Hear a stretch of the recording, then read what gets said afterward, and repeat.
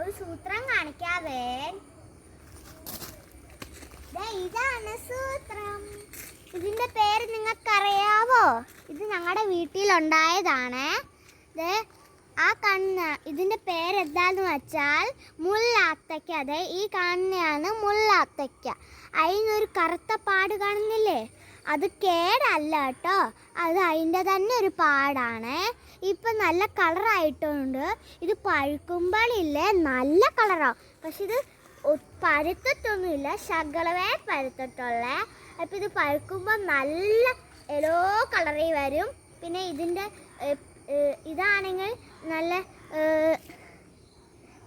ഒരുപാട് രോഗങ്ങൾക്കൊക്കെ നല്ലതാണ്. പിന്നെ ഇതൊക്കെ നല്ല പുളിയും നല്ല മധുരവും രണ്ടും മിക്സ് ആയിട്ടുള്ള നല്ലതാണ്. ഇത് നല്ലതായിട്ടുണ്ട്.